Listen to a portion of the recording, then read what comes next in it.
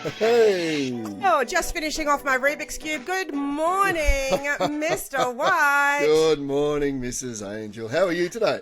I'm fabulous. We have a super special guest joining us today, Hakia Hustler. How are you, Hakia? I'm really well. Thank you both for having me. Oh, Great we to are have you. delighted to have you on board, and we are going to get to hear all about your very exciting and interesting life. Hakia is obviously a teacher, which is why she's awesome. So we are going to get straight into it. I'm going to tell everybody about Hakia's alumni. So the main schools were Kangia. I should have checked the pronunciation of that. Yes, Kangaya. Kangaya Steiner School at Murwillumbah in New South Wales. This is going to be great. My goodness, I haven't been drinking. We are recording in the morning here. People are used to me stumbling over words, but it's usually in different circumstances. She also went to Shearwater Steiner School, also in New South Wales. Grovedale West Primary School in Geelong. That's in Whitey's country. But I moved around a lot. She moved around a lot, and it also attended Daystar Steiner School, also in New South Wales, Brunswick's Heads Public School, and Emmanuel Primary School in Ballina. And during that time, she lived. During the time she'd lived with her parents, foster care, and also grandparents. And then high school went back to care of her father. She moved around schools and helped her to really see what she loved as a student, also what she didn't love as a student, and sparked a real passion for adventure. So the secondary school that she went to was Grovedale College in Geelong, and her tertiary institutions have been Victoria University in Footscray, where she's done a Bachelor of Education, and also the University of Southern Queensland, which is a fabulous uni as well, to get her graduate certificate in special needs. Yes, Hakia Hustler is an award-winning children's, middle and young adult author with 4 books plus to her name: Black Cockatoo, Diran, My Deadly Boots, Tracks of the Missing, and a chapter in the Teacher Anthology. Hakia is also the co-owner of online professional development site The Remote Teacher, which has a blog, podcast, and courses for outback, rural, and remote educators. She's also the co-admin of the Facebook group Teachers in Remote Communities, past, present, and future. Hakia is an avid reader, nature lover, veggie eater, writer, artist, and adventurer. She loves to spend time imagining and daydreaming on long drives in baths and around the garden. Hakia holds her Bachelor of Education, P12 English and Humanities, Graduate Certificate of Special Needs, and is a facilitator of trauma-informed teaching and classroom management skills, and has worked in rural and remote education for over 15 years. It's great to have you here, Hakia. Welcome. Thank you so much.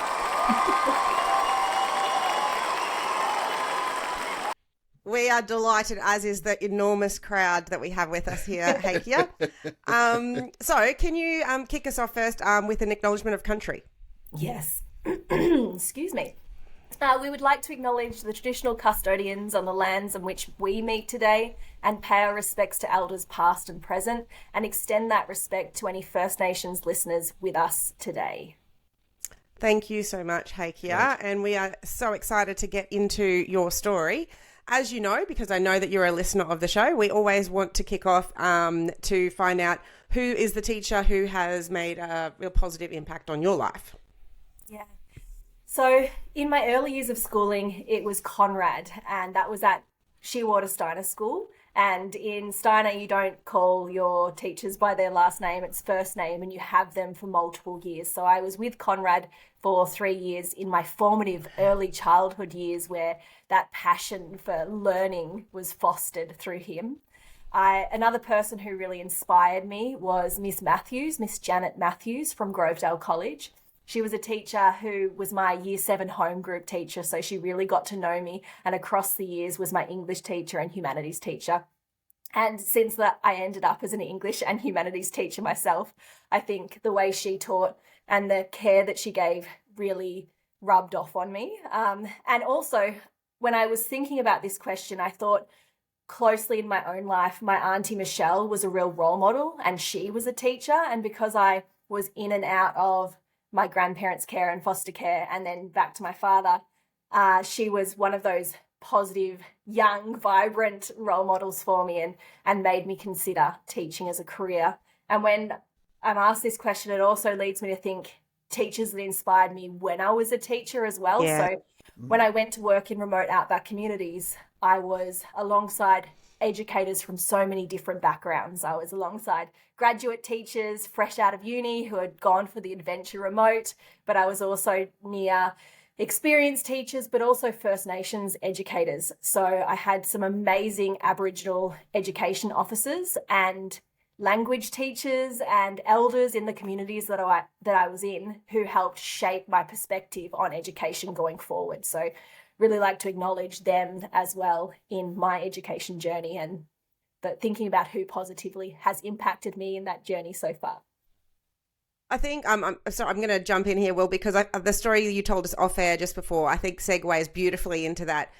You were telling us when you first went up to a remote school, you were a fourth year teacher, so definitely felt like you knew everything about teaching. You were ready to go. Tell us a bit about what happened. Yeah, so I'd been teaching for 4 years and I'd taken on like leadership roles. I delivered professional development. I thought I was really good. And I'm like, yes, the next step, I'll, head into head teacher or something. I'm really good at this. My big head getting bigger every year. And I'd also done some volunteer work in my university time with Swirl, Story Writing in Remote Locations with Laurie Mann, which takes a month each year to go up to a Northern Territory remote outback school. So I thought I knew outback You did know teaching. some stuff. Yeah. Yeah, and I thought I knew normal teaching or, mainstream teaching. And so I went up to teach in Halls Creek, and my very first day in the classroom, I was dodging pencil tins. I had students climbing out windows and on roofs, and it made me stop and realize very quickly that there's more to teaching than what I'd been experiencing in my mainstream classroom. And those First Nations educators, my Aboriginal education colleagues, were really instrumental in helping me become trauma-informed, culturally aware, understand the importance of relationships. So I went in there trying to teach straight away, where I should have been building this rapport, relationship, getting to know you activities. And one person was Carl Merrison, who I ended up writing the rest of our books with, who came into the classroom and just transformed my understanding of teaching. And Lynette Gordon, who remains a really good friend and is one of the co-admins of that Facebook group, was in those first formative years too. So helping shape my new understanding of what teaching can be. And everything I learnt there has made me a better teacher, in no matter what context I'm in as well. That's awesome. And I reckon that they would probably say they learnt a huge amount from you as well, Heikia. But and that's what happens when we have great colleagues and we've got different skill sets to share, and we're willing to learn from each other. As you raise that, it brings up something that we're really advocating for over in the Facebook group at the moment, because Carl, for example, and Lynette, and Estelle Xavier from One Arm Point, and Jocelyn Warrigal, who was teaching all these amazing, Rowena Morgan, all these amazing First Nation educators. Carl recently went to apply for a university, and he has over 20 years of experience as an Aboriginal education officer, running and designing programs, supporting First Nations education, running PDs for teachers. And when he went to get RPL or advanced standing, none of his experience ticked the right boxes. He didn't do the right formal education to get any RPL for those experiences. So we've recently been writing to education ministers and heads of teaching at universities and different spaces, NESA, etc., to see if we can change that. We're not expecting people to lower the bar or to make it easier or give it a handout. What we want is culturally responsive, culturally aware RPL and advanced standing processes. So First Nations educators in remote communities who live there, breathe there, are committed to these towns and students, actually have a chance to step into the roles that gain the recognition that we do as teachers, gain the pay and the incentives for things they're already doing. So yeah, I think that's me getting on my soapbox, but it just highlights the important role of First Nations educators too.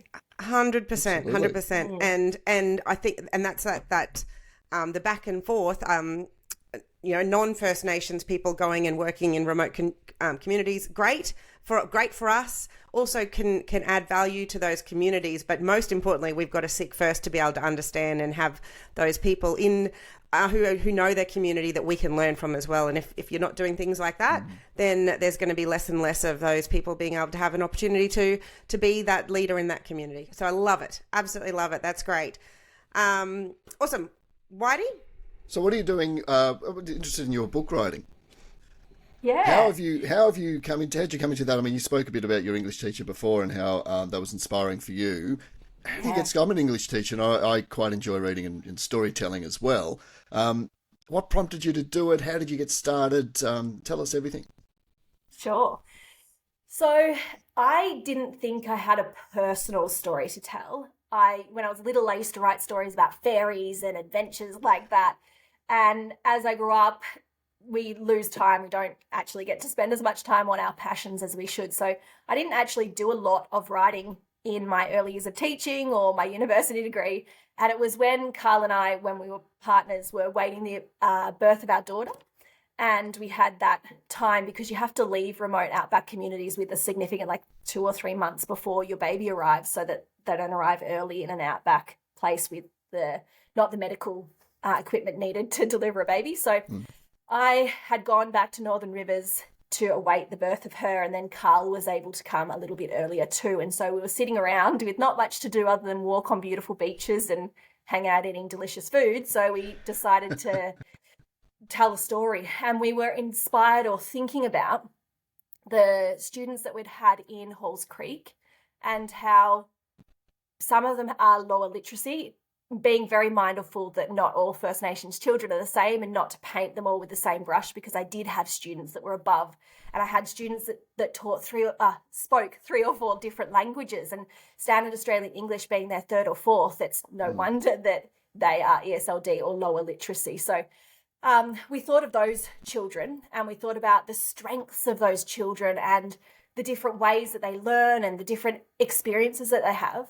And we also thought about the stories that were available, and not many of them showed these young people's faces, places, stories, experiences. So Carl was really passionate about being able to tell a story like that. And when we were thinking about our daughter being off country, so she was over in Northern Rivers when she's a Jaru Gidja girl, we wanted her to be able to know her place wherever she was. And that's kind of the main theme of Black Cockatoo and Dirren. So that inspired our writing. And then we didn't actually think it would be published. And when we first got a publishing contract from Magabala, they gave us 500 copies. So they were only going to print 500 copies. And I think they gave us an advance of $250. And we were like, yes, this is amazing. 500 copies gets us, all the kids in Halls Creek can have a book. And, the kids in the Kimberley might get a book. And then that one was shortlisted for many awards and won the CBCA Honour Book in 2019 and just spread like wildfire. So it's studied in schools all over Australia and made Carl realise that he's got stories to tell, but you'll see snippets of my life woven throughout it as well. So Mia and the other books that we've written, it's often a grandparent that's one of the main role models, which is true in many First Nations cultures, but also true in my life, that they were always there for me, as were my other family members, but the important role that they played. So you can see little stories from my life, but a lot of his culture and a lot of his background. And then personally, I've written several manuscripts, a bit of poetry. I was shortlisted for some poetry awards, and I've had the opportunity to be part of the Teacher anthology, telling my story and my adventures and the impact that teaching in remote outback communities has had on me as an educator in my different context as well. So writing kind of didn't come naturally so much, or, there wasn't time for writing, but once the passion was sparked, we kind of haven't stopped. And Carl's written some of his own books now as well. So we've kind of branched together, but also separately on our writing adventures. Whilst also continuing to teach. Yes. Yes, and running the remote teacher stuff as well. But I think it's all those passions. Like I love teaching and love writing books and love doing it, like supporting and advocating for outback education and for teachers to go outback. I highly recommend it. So when it's a passion, it's not work. Yeah. It really isn't. Absolutely. When we first started this podcast, we were, well, how are we going to fit it all in? And you know, people talk about, well, work-life balance. You shouldn't be recording a weekly podcast, Sharon. You should be maybe make it monthly or 6 monthly. You can't fit this in. Nobody can tell you what you can and can't fit in. You got 24 hours in a day, and you got a lot of love to give in that time. So if it doesn't feel like work, and it's filling your bucket, then it's giving you balanced, isn't it? So true. So Yeah. true. That's cool. I love meeting other people who know how to fill up their 24 hours of a day, and you are doing that and then some. Hey, Kia, that's very, very cool. Indeed. Yep. I want to talk a little bit more about those anthologies. So can you tell us a little bit more about that book and how that came to be? Yes, I highly recommend people read. There are so many inspiring educators, and I went from the perspective of telling my story, but I didn't actually realize that we could talk about people who inspire you, like pretty much exactly what this podcast is about. So other authors in here spoke about their influential and positive teachers who shaped their career. But it came about, I saw an advertisement for calling for submissions. Megan Daly, who is an amazing author, but also runs a book review podcast and website, was looking for people to write the stories. So I found it, I think the weekend that it was due, and smashed out a response and sent it in and was really lucky to get selected. But so was Casey Mulder, who is an Aboriginal teacher who's also taught at Halls Creek and is also part of our Facebook group. So it just kind of was really nice that there were two of us that could talk about the power of Outback teaching. That's fabulous. So, I want people to go and buy that book as well. Yep. But as will we. But tell us about the power of Outback teaching. That's why when you made contact with us, we were super keen to get you on the show. Neither Whitey or I have done Outback teaching, as far outback as you're talking about here. Whitey has spread his wings a bit more. So tell us all about Outback teaching.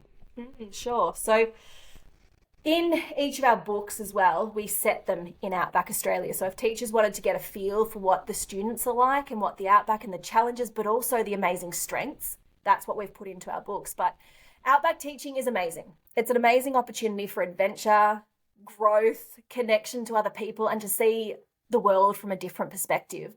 I have made so many friends from all over different parts of Australia, but it's also a different way of teaching. So with the 350 plus language groups of Aboriginal and Torres Strait Islander people, including different dialects, there are so many diverse and rich people, places and cultures to learn from.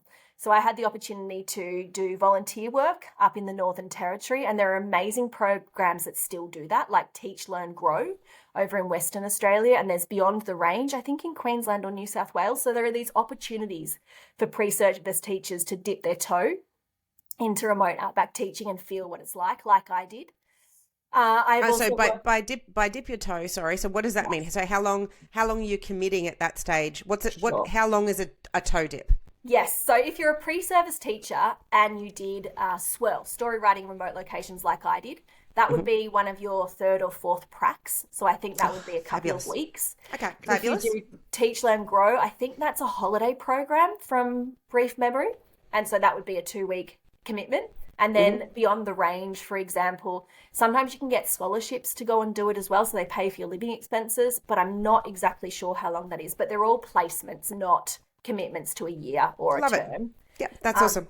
And they're during your pre-service time. So that's where you are still learning at university, but you get to have this placement and go and explore what it's actually like and be mentored by teachers out there and be inspired by the students and the landscape and the elders and the culture. But then I also went up to Halls Creek in the Kimberley. I've taught in One Arm Point, I've taught in Broome, and down in Pinjarra, south of Perth. And each was different and unique in the needs of the students, the different cultures, and the history of how the area was colonised and the school was created. So whether it was stolen generation stations and then, a community popped up around that, or whether it was just a traditional area where a town has started, or whether it was, the site of horrible resistance fighting or whatever situation it was. So each has this different, unique dynamics in the community.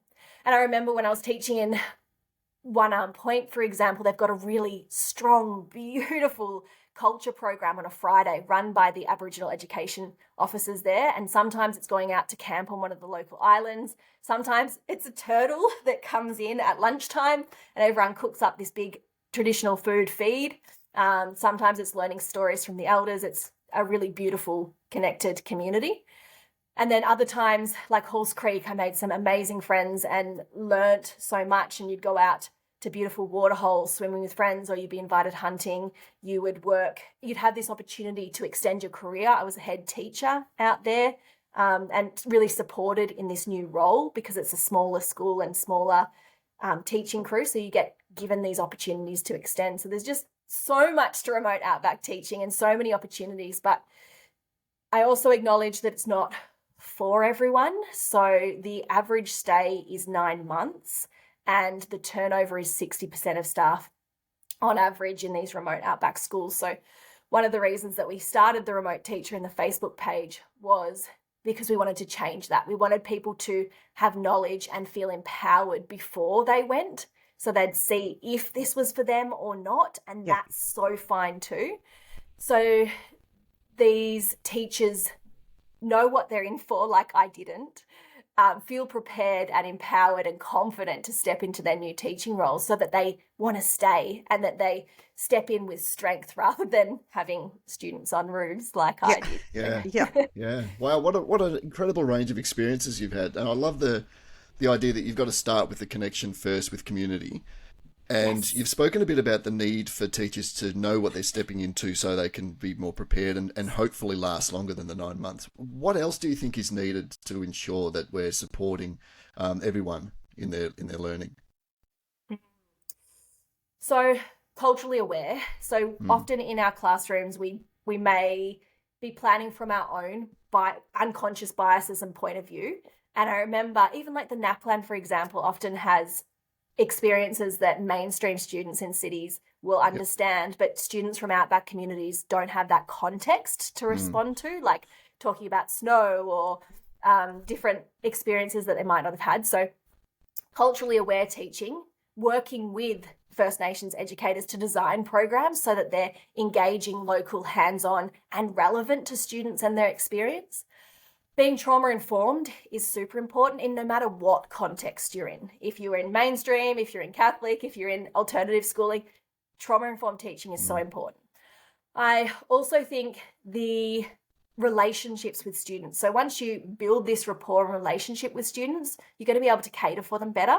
And students need to have this mutual respect with you to want to learn from you. And you realize that very quickly when you're working in a remote outback community where sometimes students vote with their feet. So they're in your class if they feel connected to you, or they're not if they don't. So relationships are important in every context as well. And it makes me think about, even in my current context in Northern Rivers, New South Wales, I often see some of the disengaged students walking around the skate park and the local park when I'm down there playing with my daughter. And I always make an effort to go over and say hello and yarn with them and like talk about skating or whatever it is they're doing. So when you see your young people out in community, take those moments to connect because you can bring them back. You know now that they're interested in skateboarding. And if I have a student that's low literacy, I'm going to design activities around skateboarding. I've got a boy in my current school who is low literacy in year 9.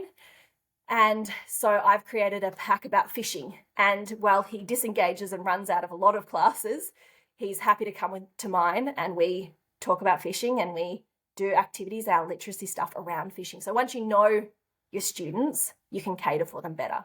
The importance of differentiation. So in remote outback communities, you might have students who are pre-literate, like I did in my year 9 class there, and low attenders perhaps, but you also have students who are at or above level. So the scope of student needs in those classrooms is huge. So the ability to differentiate in your planning, but also in the moment, and have those skills to just adjust your lesson to the needs of the students that are there with you in that moment. So, yeah, does that answer the question? There's a lot, and I'm going to go back and listen to all of that and write more of that stuff down. That's so great. I was trying to jot it all down. I didn't get far. there's some things that you just said there, Hakia, that there's everyone has an opinion on education, but there's some things that we can be doing as teachers that if we do this, we're going to, it's not just some students in your class will learn. So every student, if you know about trauma-informed teaching practices, that's not only going to benefit students who are have a trauma background. Every student in your class will benefit from you having that understanding and bringing that into the classroom. So there's some things that we can bring in, and then we go, that's going to be great for three kids in my class. But having a trauma-informed background and understanding is going to be great for everybody. So and starting first with relationships, that's not just good for a couple of students in your class that really need a relation. That's great for everybody in your class. So yeah, I absolutely love what you've just talked about, and then so beneficial and if you have that mindset as a teacher and you set yourself up like that, you're going to be a great remote teacher, a fabulous remote teacher, so you're going to be a great teacher, but that's going to mean you're going to be a great teacher no matter where you go, as opposed to just a great teacher in an inner city green leafy school. And I like what you said there about if you have these different aspects, you're going to be awesome anywhere. But it's also that open-mindedness, that willingness to learn, because we all have stuff to learn. I still have stuff to learn. You both still have stuff to learn. Amen. So if it's a graduate teacher going remote, don't feel overwhelmed. No. Your passion and your willingness to learn is what's going to drive you forward. So don't think, I don't yet know how to differentiate like that. Oh my gosh, I better not go. We all learn on the job. We all have role models like we talk about right now, the teachers that positively influence us and guide us along our way. So and you'll go there and you'll meet a colleague who's just the best person you've ever seen at building relationships, and you'll have another colleague there who's not as great at relationships, but my gosh, they know everything about differentiation. And as long as we go right back to the start when we talked about learning from our colleagues and just having that learning mindset and I think a sense of adventure, though, would be great for a remote teacher. Yes. We all just spoke before about the interesting things that had happened to us, including the horse and the cow riding down the streets in your different contexts. So yes. Yeah. I think that's very true. We had a cricket plague coming through one of our classes, like literally blankets of crickets, and I am afraid of crickets. They are like my worst bug nightmare. And so I got very good at not being afraid of crickets in that situation. But also, I was a veggie eater, so I'm vegetarian, and going out to the outback where there's rodeos and hunting and fishing as like staple experiences out there, just being willing to, I didn't try those things, but being open to that's what other people do. And that's the adventure of your experience too. Just seeing the different things that people do and the different places and landscapes. Watching whales, this is one of my favorites. At one point, we went to Jump Rock, which is a cliff that looks over a pass, like an inlet into the ocean. And I was less than 10 meters away from a mother whale and a baby whale as they swam through the pass. And I was up high looking down on these two beautiful creatures. Another time when I was out one point, this sense of adventure, we went on a boat and I had a 2-year-old daughter. I went with Woody and his family, who is one of Carl's relatives. They took us out and he's just jumped into the water. This is croc and shark infested waters, but something that they're comfortable doing, and jumped into the water looking for things, and he comes up with this giant oyster. And I am vegetarian and I very much advocate for that. But in that moment, I broke my 15-year being a vegetarian to eat fresh oyster, fresh off the boat. Oh my gosh, that sounds amazing. But yeah, it was amazing. And I'm holding my daughter super tight on this boat, worried she's going to fall off. But his 2-year-old son was jumping all around the boat and climbing over things. So it just shows the different experiences and growing ups that we have in different contexts. And I was open to adventure. There was so much adventure to be had. Oh, and what an amazing experience for your daughter to have had as well. And what a rich experience she will have had be coming through in her life as well. Which does highlight people are often nervous to go remote with children, and we have a blog post and podcast episode on how you can make it work for your children. If you're a parent now going, it's not the right time, will my kids fit? I hear about crime or horrible things in remotes. Where does this fit for my family? So it doesn't mean that it's a write-off. There are opportunities to still go remote. Yeah, and so much for your children to learn as well. And yeah, that's what an experience. It was. I suppose it's those sort of experiences that you want to spread through the remote teacher. So if anyone is thinking about possibly going remote, what can they do? Yeah. So joining that Facebook group, Teachers in Remote Communities Past, Present and Future, is a great way to start to learn. So you've got teachers, you've got Aboriginal education officers, you have head teachers, principals, recruiters, everyone in there. And you can post anonymously if you're nervous about what you need to ask or share. But there are so many people sharing their experiences, their pictures, their stories, their suggestions. And if, say, you are a parent with children and you want to know which communities would be really good or have childcare or feel safe, then that's a great space to ask as well. On our Instagram page, we often do highlights of remote accounts. So if you're looking to follow people who are currently remote and be inspired by the different things that they're doing, that's a great place to look for people as well. So on our Instagram page, they might also like to start exploring and learning more about remote outback teaching. So on our website, we've got recommended reads, recommended views, and recommended PD. And on those pages, we list books on the recommended reads, including ones that you might like to read at university. On the recommended viewing, it's things like documentaries, TV series, and movies. And on the recommended PD, we've got a whole list of amazing PD, including things like Berry Street, which is the trauma-informed teaching, Stronger Smarter, which is viewing things through a First Nations lens and focusing on First Nations strengths, and other amazing professional development. So no matter where you are, and no matter how long before you think you might teach remote, that's a great way to begin upskilling. So you are stepping into those new contexts with strength. Love it. Sure, That's we want to get fantastic. people in these positions for longer than 9 months, don't we? Indeed. Yes. Yes. And you do that through learning now, through feeling empowered now. And one of the things on our Facebook group and our blog is we don't sugarcoat things. So there are quite a few posts. One of them lists all the challenges of being a remote teacher. We don't want you to not know what the challenges are, because there are quite a few. But we want you to know what they are so you can prepare, so you can have this list of strategies that if I feel homesick, this is what I'm going to do. Or if I face crime in a remote community, this is what I can do. Or if I'm, challenged by students who are of a trauma background, this is what I can do. So you're stepping into your new role with all this knowledge, not fresh-faced and thinking you were awesome like I was. Yeah. Yeah. And just I'm coming for the beaches and I'm coming for the for the weekends. Absolutely. Oh, but we need to, you're going to get all of that and it's going to be amazing. You're going to have the most amazing weekend experiences ever known. But it is it's about setting yourself up for success by knowing, being pre-prepared for that stuff. Totally. You don't want to be shocked by it. And also knowing and assessing your reasons to go remote, because if your only reason to go remote is those Instagram pictures with these amazing backgrounds, that's not going to sustain you through the challenging times. Or if your only incentive is like, I want to excel in my career, I want to do that head teaching role really quickly, that's also not going to sustain you. And if it's a financial thing, all those things aren't enough by themselves. They're totally fine amongst other reasons to go, but by themselves, they're not going to help you survive. So, yeah.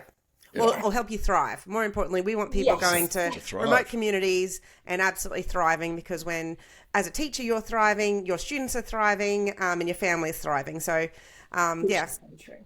Yeah. And I think that's the key thing. When we're talking about closing the gap for these remote outback students, the impact that this turnover has, the impact on teacher retention. When students have to get to know a new teacher, the way the new teacher manages classrooms, build relationships with this new teacher, trust them with their learning, that's a lot of, not wasted time, but a lot of time that teachers who stay build on rather than having to repeat. So if a child has 2 teachers in a year, or 3 teachers, or even 4 teachers in a year, you can imagine the impact that has on their learning and their trust in the education system too.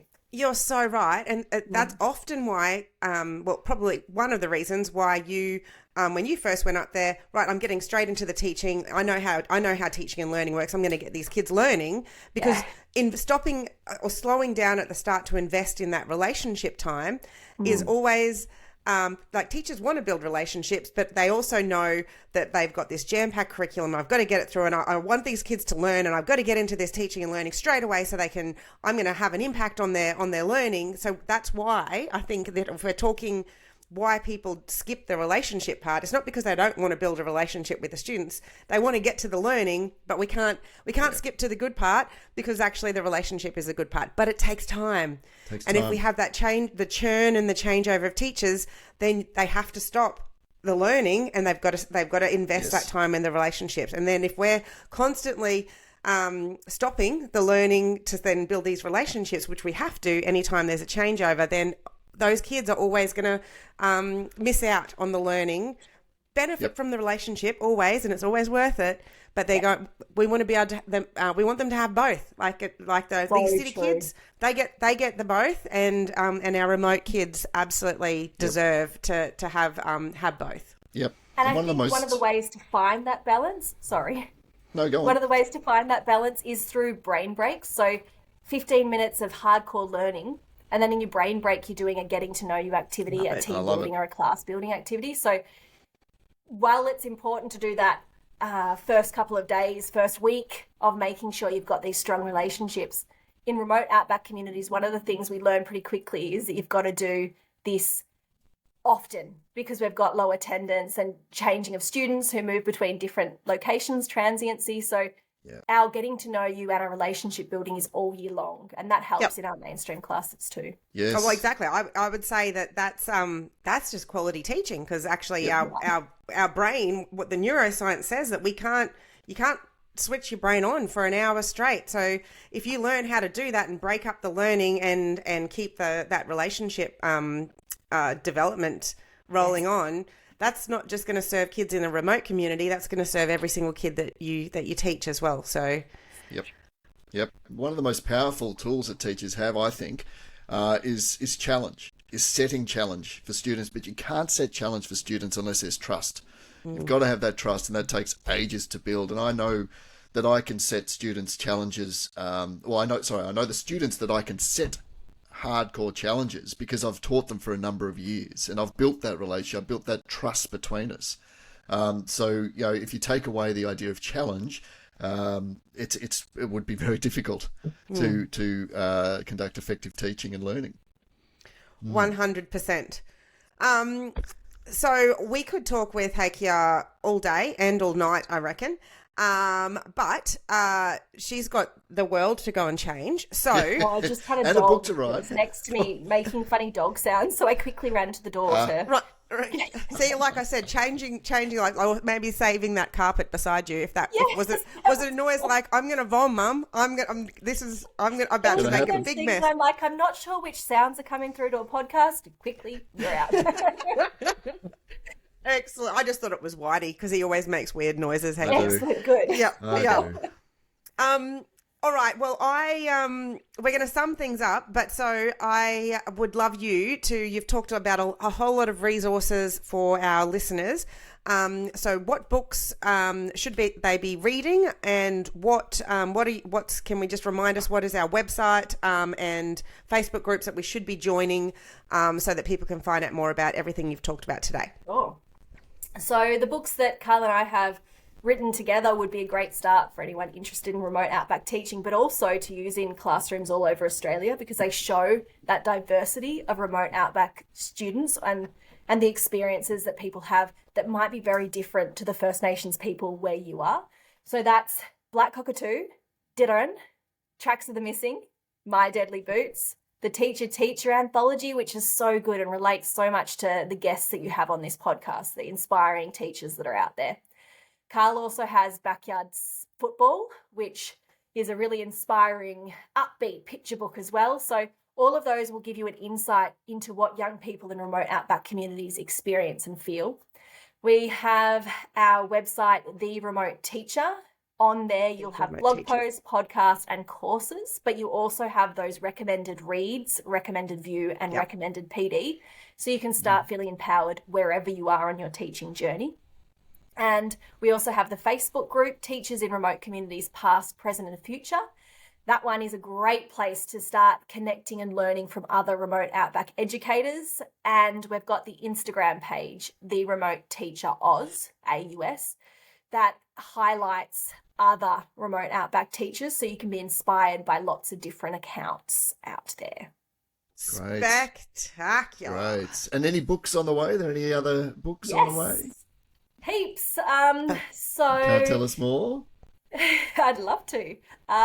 Beautiful Night is out next year. It's an amazing picture book illustrated by Dub Leffler and written by us, but it shows a mum and a daughter as they caravan around Australia, stopping in at different places at night time. That's a lovely one. Next year or the year after, we've also got Kimberley Kickers, which shows the journey of AFL players that come from remote communities, because their journey to get into the AFL has many hurdles and many obstacles, but also lots of strength.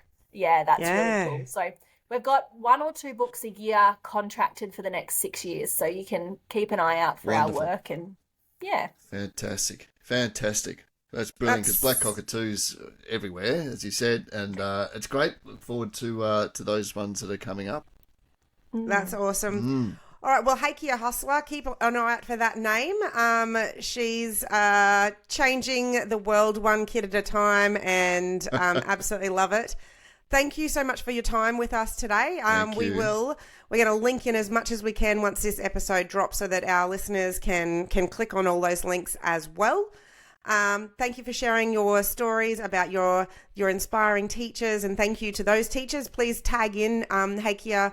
If you still know those teachers, or if you've got contact, please tag them into this episode, because what we're trying to do is, obviously, we want teachers to feel absolutely amazing about the life-changing work that they're doing. And I'm so glad that you had those amazing teachers in your life to inspire you to be doing this amazing work that you're doing now. Yes, thank you. And thank you for the work you both do. I am a new podcast listener since COVID. So I've been enjoying getting inspired by the guests that you have on. Thank you. Oh, that's lovely. Thank you, Heikia. Thank you. All right. Well, always wonderful to see you, Mr. White. You too, Mrs. Angel. Video Pro, they have been amazing with us getting on board. You should have seen Mr. White take here before Video Pro gave him that lighting, and it was ugly. So I don't know if light makes me look any better. In fact, you could argue it makes me look worse, but I certainly sound better. Yes, you do. Looks very professional, indeed. Oh, fabulous. And it's important that we look professional, because you saw us at the start of this episode, Heikia, so you know what really goes on behind the scenes. Awesome. All right, well, see you later to all of the teachers around the world, all of those teachers in the Outback communities. You guys are legends. Yes, keep it up.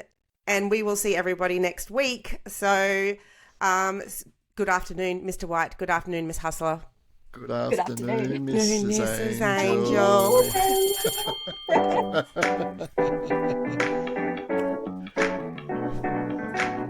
Powered by Oh, I like Riverside. that one.